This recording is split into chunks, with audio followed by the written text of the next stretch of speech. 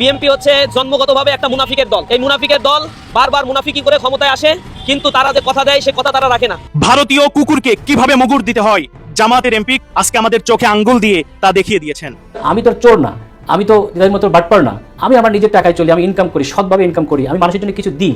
আমাদের মধ্যে তো সততা আছে। আমি বলতে পারি ওনার মধ্যে 2-3টা এমপি আমি নিজেই কিনতে পারি। বাহ, ওনারা নিজেরা এখন সত্য কথা প্রকাশ করতেছে। সাবেক পররাষ্ট্র উপদেষ্টা তৌহিদুর রহমান তিনি দাবি জানিয়েছেন বর্তমান বিএনপি সরকারের পররাষ্ট্রমন্ত্রী খলিলুর রহমান তিনি নাকি লন্ডনে গিয়ে চুক্তি করেছিলেন। তাহলে তো এতে কি প্রমাণিত হয় তারা ইলেকশন ইঞ্জিনিয়ারিংটা আগে থেকেই করে রেখেছিল। শেষ পর্যন্ত আমেরিকার গুতা খায়া বলছেন, শেষ পর্যন্ত আমেরিকার গুতা খায়া অনেকটা আমেরিকার কাছে নথি স্বীকার করে এই চুক্তিটি করা হয় এবং এর পিছনে যে একটা গোপন রহস্য লুকিয়ে আছে এটি যদি আপনারা জানতে পারেন আপনারা শুনলে এটি খুব চমকে উঠবেন। ডক্টর খলিলুর রহমানের এই বক্তব্য থেকে একটি বিষয় একেবারে দিনের আলোর মতো পরিষ্কার হয়ে গেছে যে পররাষ্ট্রমন্ত্রীর এই কল্পনাটি প্রধানমন্ত্রী তারেক রহমানের সাথে অনেক আগেই অত্যন্ত গোপনে আলোচনা করে চূড়ান্ত করা হয়েছে। বিএনপি আর আদর্শিক জায়গা থেকে দূরে চলে গিয়েছে। বিএনপি আবার ফ্যাসিবাদের ভূমিকা অবতীর্ণ হতে চায়। এবারের ঈদযাত্রায়ও বিএনপি সরকার ভয়াবহভাবে পুরোপুরি ব্যর্থ। জনগণের কল্যাণে বিএনপি সরকারের সামান্যতম দৃশ্যমান কোন সফলতা নেই। পুলিশ ভয় রাখছে, পুলিশ টাকা দিয়া এরপরে যাত্রী এভারেজ হইতাছে। একলঞ্চ কতজন যাত্রী ধারণ ক্ষমতা আছে তার তো দ্বিগুণ যাত্রী নেই, পুলিশের টাকা খাওয়া ভয় রাখে। তিরুপল লাইনে হাজারবার প্রশাসনের আমরা কাগজে মিনতি ভিক্ষা চাইছি, দান্ডার ভিক্ষা, তারপরে হেরা যায় না এই জায়গার ভিতরে। আসসালামু আলাইকুম। এবারের ঈদ যাত্রায়ও আবারও ব্যর্থ হয়েছে বিএনপি সরকার, এমনই ধারণা করছে সাধারণ জনগণ থেকে শুরু করে বাংলাদেশের বড় বড় রাজনীতিকবিদরা। ভিডিওর শুরুতেই আপনারা এই সংক্রান্তই বেশ কিছু ভিডিওর অংশ বিশেষ ইতিমধ্যেই দেখেছেন এবং তার সাথে পররাষ্ট্রমন্ত্রীকে নিয়ে তুমুল উত্তেজনা সৃষ্টি হয়েছে সোশ্যাল মিডিয়াতে, সে সম্পর্কিত বেশ কিছু ভিডিওর অংশ বিশেষ ইতিমধ্যেই দেখেছেন। মূলত আজকের এই ভিডিওটিতে সেই সকল ভিডিওর বিস্তারিত আলোচনা দেখতে পারবেন। ভিডিওর শুরুতেই যে সকল ভিডিও দেখেছেন তা থেকে হয়তো ইতিমধ্যেই আন্দাজ করতে পেরেছেন আজকের এই ভিডিওটি কতটুকু গুরুত্বপূর্ণ হতে চলেছে। অতএব চলুন কথা না বাড়িয়ে একটি লাইক দিয়ে সম্পূর্ণ ভিডিওটি দেখে আসি। অন্তর্বর্তীকালীন সরকারের সাবেক পররাষ্ট্র বিষয়ক উপদেষ্টা জনাব তৌহিদ হোসেনের একটি বক্তব্যে সামাজিক যোগাযোগ মাধ্যমে ব্যাপক আলোচনা সমালোচনার ঝড় উঠেছে। ইতিমধ্যেই হয়তো আপনাদের কাছে এই খবরটি পৌঁছেছে।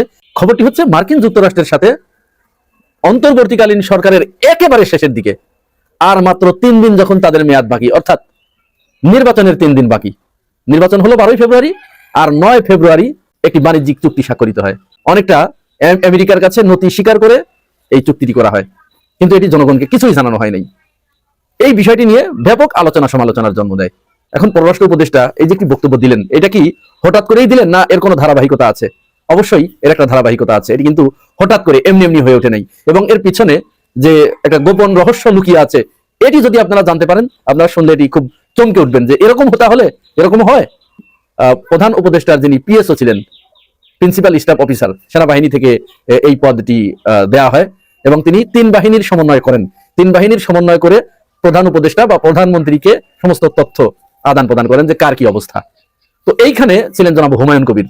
হুমায়ুন কবিরকে যখন সরিয়ে দেওয়া হলো, তাকে সরিয়ে দেওয়ার পরেই একটি আলোচনা সামনে আনা হলো যে এ হচ্ছে প্রো আমেরিকান এবং জামাতের দালাল, জামাতের হয়ে জামাত শিবিরের লোক, যার কারণে জামাত শিবির এখন আমেরিকার সাথে পুরা গাঁটছড়া বেঁধেছে, এই জন্য এই লোককে এখানে রাখা যাবে না।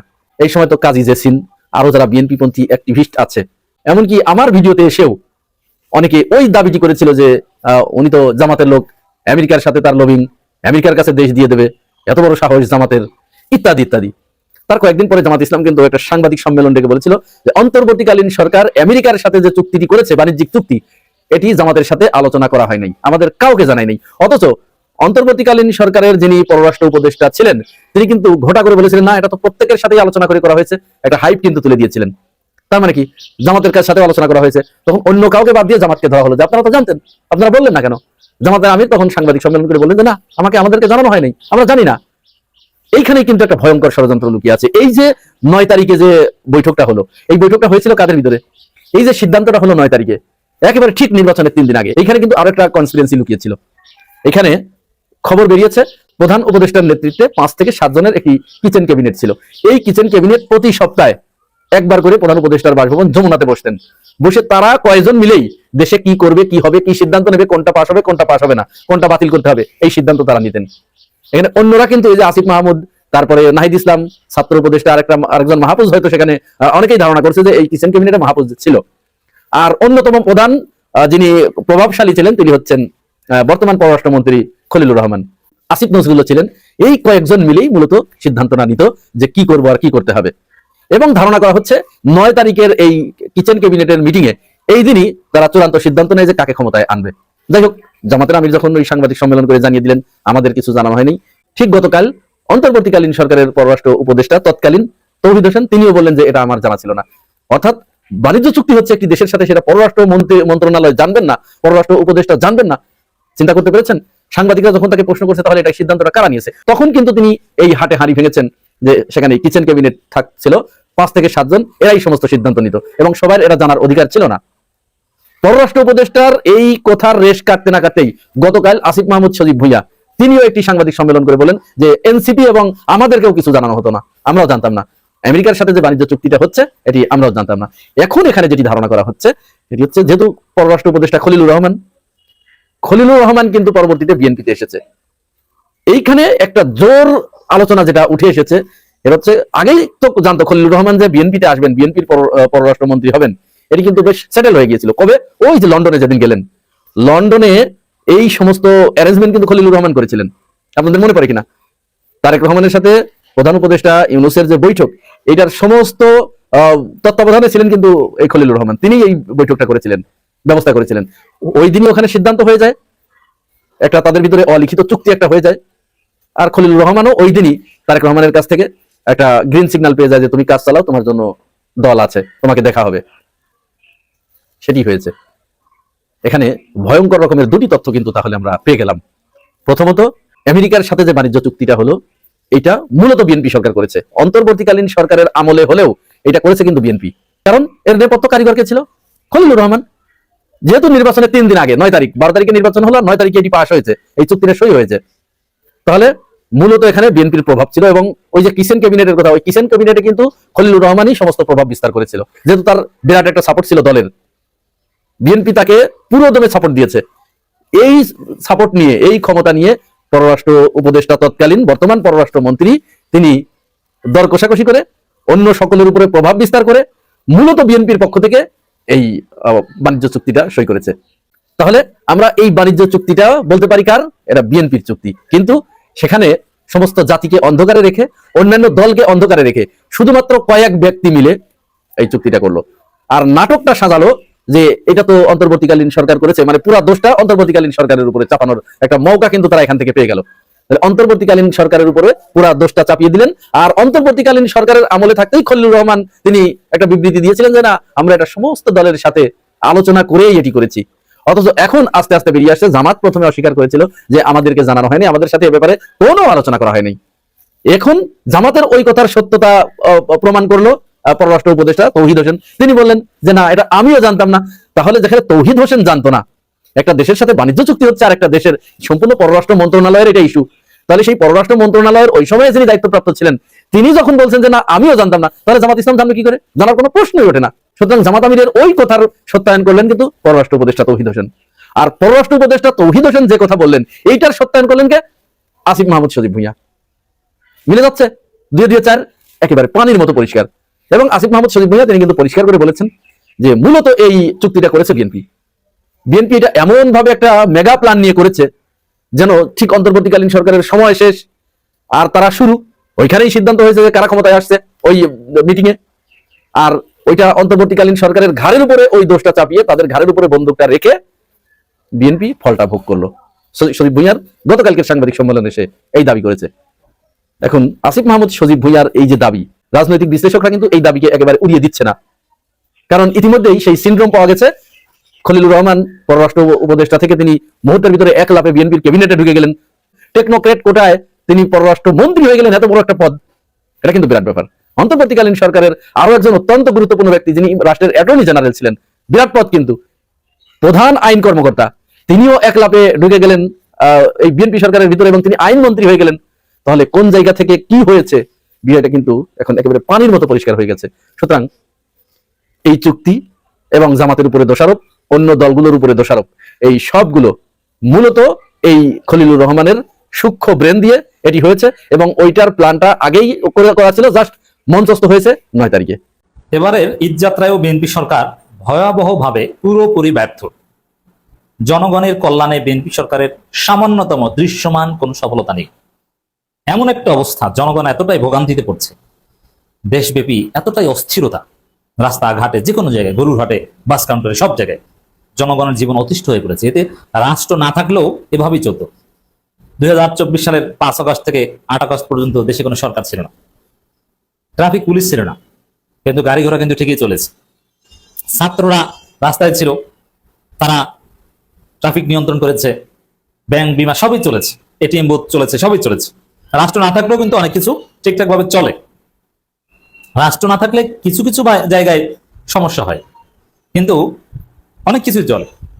এখন ঈদ যাত্রার দৃশ্যমান যে বিষয়গুলো নিয়ে আমরা কথা বলছি, এইগুলোতে রাষ্ট্র না থাকলে ট্রাকের ড্রাইভার হেল্পার, বাসের ড্রাইভার হেল্পার, যাত্রীরা মিলে মিশে এতটুকু ব্যবস্থাপনা করতে পারতো। এখানে তো বিএনপি সরকার, এখানে সরকার আছে বলেই তো মনে হয় না। It's very simple. দেশে একটা সরকার আছে, একটা অথরিটি আছে, যেখানে তাদের ম্যাজিস্ট্রেট আছে, তাদের ভোক্তা অধিকার আছে, তাদের টিম আছে, কিন্তু জনগণকে 500 টাকার ভাড়া 1100 টাকা দিতে হয়, কিছু করার নেই, অসহায় হলো কিছু। তাহলে সরকার কি জন্য? তারা নাকি জনগণের চলাচলের সুবিধা নিশ্চিত করবে, ভোগান্তি হ্রাস করবে। কি ভোগান্তি হ্রাস করছে?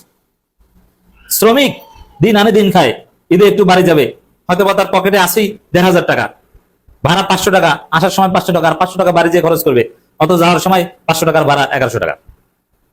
কি করছে এই সরকার? কি জন্য তাহলে? আর তারা চাপাবাজি করছে যে অতিরিক্ত কোনো ভাড়া নেওয়া হচ্ছে না, অথচ দ্বিগুণ ভাড়া নেওয়া হচ্ছে। খোঁজ দেন, সেই আগের ঈদে এত সমালোচনা এবং তথ্য সব ফাঁস হয়ে গিয়েছিল, প্রায় 150 কোটি টাকা অতিরিক্ত ভাড়া খেয়েছে, তার পার্সেন্টেজ ডেফিনেটলি বাস মালিক সমিতির কাছ থেকে বিএনপির মন্ত্রীরা পেয়েছে। আমরা ভেবেছিলাম যে সমালোচনার পর এই কোরবানির ঈদে এই সমস্যাটা হবে না, এখানে অতিরিক্ত ভাড়া নেওয়া হবে না। সেম দ্বিগুণ তিনগুণ ভাড়া নেওয়া হচ্ছে, এবং এগুলো পত্রিকাও আসছে। বিএনপি আগে থেকে উদ্যোগ নিয়েছিল যে ভাড়া বেশি নেওয়া হলো, এগুলো নিয়ে রিপোর্ট করা যাবে না, গোপন রাখতে হবে, কিন্তু এতটাই তীব্র যে সোশ্যাল মিডিয়া এগুলো ছড়িয়ে পড়েছে। মানে সামান্যতম সফলতা নেই, কোনো উন্নতি নেই। সড়কের যে অবস্থা, কোথাও বলতে পারবেন না যে সরকার কিংবা রাষ্ট্র জনগণের জন্য ভালো কোনো ব্যবস্থা করতে পেরেছে। সব সময়ের যে নৈরাজ্য সেরকমই চলছে, এবং অতীতের চাইতে ভয়াবহ নৈরাজ্য চলছে। অতীতে এটা দেখিনি।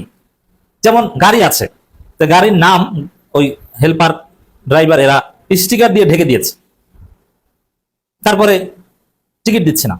কারণ কোন গাড়িকে এগুলো যাত্রীদের বুঝতে দিচ্ছে না যে গাড়ি নাই, অমুক গাড়ি নাই। তারপরে পাশ থেকে আরেকজন বলছে যে গাড়ি এগুলো সার্ভে, যদি ভাড়া ডাবল দাও। গাড়ির নাম স্টিকার দিয়ে মুছে ফেলে এইভাবে চেষ্টা করছে তারা বেশি ভাড়া নেয়ার। আপনি চিন্তা করেছেন? অথচ দেখার কেউ নাই। 2-1 জায়গায় হয়তোবা ভয়াবহ জালিয়াতি কারচুপি হচ্ছে বলে 2-1 জায়গায় ভোক্তা অধিকার জরিমানা করছে। যেমন বকশিসের নামে অতিরিক্ত ভাড়া আদায়, ভোক্তার জরিমানা, এক জায়গায় 3,000 টাকা জরিমানা, 5,000 টাকা জরিমানা, এরকম 2-1টা জরিমানার ঘটনা আমরা দেখছি। এটা মারাত্মক ভাবে না ঘটলে ওখানে জরিমানা করতে ম্যাজিস্ট্রেট আসেই না। এটা মেসিভলি ঘটেছে বলে অভিযান চালিয়ে 2-1 জায়গায় জরিমানা করে একটা এক্সাম্পল সৃষ্টি করা হয়েছে। বাস্তবে এটা একদম সর্বত্র বকশিসের নামে, নানান নামে বন্দি বিক্রি করে গাড়ির বা বাসের নাম স্টিকার দিয়ে মুছে ফেলে অতিরিক্ত ভাড়া আদায় করা হচ্ছে। এখানে রাষ্ট্র সরকার পুরোপুরি ব্যর্থ। টিকিট থাকলেও উঠতে বাধা। ট্রেন তো পুরোপুরি সরকারি, টিকিট আছে কিন্তু তারপর উঠতে দেয় না। মানে টিকিট, এটাকে 2 নম্বরের টিকিট ছড়িয়ে পড়েছে, বিএনপির লোক 2 নম্বরের টিকিট ছড়িয়ে দিয়েছে, এই জন্য অরিজিনাল কোনটা এটা নিয়ে ঝামেলা। অথচ সড়ক পরিবহন মন্ত্রীর চাপাবাজি কমে না। এরকম সড়কে দুর্বৃত্তায়ন সহ্য করা হবে না। আরে ভাই, দুর্বৃত্তায়ন তো চলছে, আপনাদের লোকেরা তো দুর্বৃত্তায়ন করছে, চাঁদাবাজি করছে। এরপরে আসেন গরুর হাট। এবারের ঈদের শুধু ঈদ যাত্রা না, এবারের ঈদের অন্যতম অনুষঙ্গ গরুর হাট বা পশুর হাট। ভয়াবহ ভাবে চাঁদাবাজি অনুষ্ঠিত হচ্ছে, এবং যারা চাঁদাবাজি করে খায় তারা অতীতে মনে হয় এত টাকা চাঁদাবাজি কখনো করতে পারেনি। ইউনূসের আমলে গরু কেন্দ্রিক চাঁদাবাজি কমেছিল, আবার সে ফিরে এসেছে। গরু বিক্রেতাদেরকে হিউজ অ্যামাউন্টের চাঁদা দিতে হয়েছে, সমঝোতার ভিত্তিতেও চাঁদা দেওয়া হয়েছে, সমঝোতার বাইরেও চাঁদা দিতে হয়েছে। হাসিলের নামে ক্রেতা বিক্রেতার পকেট কাটা হয়েছে। হ্যাঁ, একটা হাট ইজারা দিবে, ইজারার 1%, 1.5% হাসিল উঠাতে পারে, কিন্তু সর্বনিম্ন 5%, কোথাও কোথাও নাকি 10% হাসিল নেওয়া হচ্ছে। এর চাইতে ভয়ঙ্কর রাষ্ট্রীয় চাঁদাবাজি আর কি হতে পারে? 10% পর্যন্ত, 8% পর্যন্ত যদি হাসিল নেওয়া হয়, আপনি চিন্তা করেন। এরপরে বিভিন্ন জায়গায় পশুর হাট থামিয়ে এবং একটা নির্দিষ্ট জায়গায় গরু বিক্রি করতে বাধ্য করা, গরুর গ্রাম থেকে কৃষকরা যে গরু নিয়ে এসেছে ট্রাকে, অমুক হাটে যেতে হবে, বিএনপির সিন্ডিকেটের হাটে যেতে হবে, ওই জায়গায় নিয়ে যায়, তারপর ইচ্ছা মতো সেখান থেকে টাকা পয়সা আদায় করে। এগুলো চলছে, কোনো কিছুই নিয়ন্ত্রণ করতে পারেনি। এমন একটাও দেখাতে পারবেন না যে দুষ্কৃতিকারীরা যে এইখানে এই অপরাধটা বা এই চাঁদাবাজিটা, এই অতিরিক্ত ভাড়া নেওয়ার কাজটা করতেও কিন্তু বিএনপি সরকারের দৃঢ়তার কারণে এটা করতে পারেনি, এমন একটা জায়গাও দেখাতে পারবে না। যা করার সবই করছে, কারণ করছে তো বিএনপির লোকজনই। তারা ফিরাচ্ছে না যে ঈদে কোরবানিতে একটু খাবে না, ওরা করবে কি? রাজনীতি করে 17 বছর না খাওয়া, এই যে এই প্রথম একটা কোরবানি পেলো, এটাকে কেন্দ্র করে একটু খাবে না? ঈদের আগ পর্যন্ত সড়কে যত শ্রমিক দল আছে এরা ব্যাপকভাবে জনগণের পকেট কেটে খাচ্ছে। চাঁদাবাজ দল আছে, তারা গরুর হাটের দালালি করে বা নানান ভাবে খাচ্ছে পকেট কেটে। এই গেল একটা। আর কোরবানির পর দেখবেন যে বিএনপির চামড়া সিন্ডিকেট, ওটা সরকারি দলে থাকে, চামড়ার দাম কি করে দেখবেন, জাস্ট ওয়েট অ্যান্ড সি। যে চামড়ার দাম 2000 টাকা, ওগুলো 150 টাকায় বিক্রি করতে হবে, 150 টাকা, 100 টাকা, 170 টাকা, এবং এর মাধ্যমে বিএনপির চামড়া ব্যবসায়ী যারা আছে এরা 1000 কোটি টাকা লাভ করবে। কিন্তু সাধারণ কওমি মাদ্রাসা বা সাধারণ কোরবানি দাতা, এটা গরিবের হক, তাদের তারাম। এখন যে কোরবানি দেয় সে ওই চামড়া 2000 টাকা বিক্রি করছে নাকি, ওটা তার কাছে কিছু আসে যায় না, বরং ওই টাকাটা সে গরিবকে দিত, এতিমখানায় দিত। এতিমদের হক মেরে খাচ্ছে। এই চামড়া সিন্ডিকেট আওয়ামী লীগের সময় ছিল আওয়ামী লীগ, এখন হচ্ছে বিএনপি, কিছুতে করতে পারছে না, আর তারা চাপাবাজি করছে। ঢাকা উত্তরের যে প্রশাসক, 8ম পাস 8 পাস প্রশাসক, তিনি বলছেন ঢাকার পশুরহাটে চাঁদাবাজির অভিযোগ নেই, অথচ চাঁদাবাজির অভিযোগে মিডিয়া 6 লাখ। এমন কোন জায়গা নেই যে চাঁদাবাজি নেই। কোনো সফলতা নেই, পুরোপুরি ব্যর্থ। এই বিএনপি সরকার দেশের ভালোর জন্য কিছুই করতে পারবে বলে মনে হচ্ছে না। ঈদের পর ঈদ যাবে, কিন্তু জনগণের ভাগ্যের কোনো পরিবর্তন হবে না, রাস্তাঘাট, পশুরহাট, এগুলোর চিত্রে কোনো পরিবর্তন হবে না। আমি আশা করছি সম্পূর্ণ ভিডিওটি দেখেছেন এবং এই ভিডিওর সাপেক্ষে আপনার কি মতামত সেটা অবশ্যই কমেন্ট বক্সে জানিয়ে যাবেন। ভিডিওটি ভালো লেগে থাকলে শেয়ার করতে ভুলবেন না। আমাদের এই চ্যানেলে নতুন হয়ে থাকলে চ্যানেলটি সাবস্ক্রাইব করে চ্যানেলের পাশে থাকবেন। আর যারা ইতিমধ্যেই চ্যানেলটি সাবস্ক্রাইব করেছেন তাদেরকে অসংখ্য ধন্যবাদ। দেখা হবে নতুন কোনো ভিডিও নিয়ে, ততক্ষণ সবাই সুস্থ থাকবেন। আল্লাহ হাফেজ।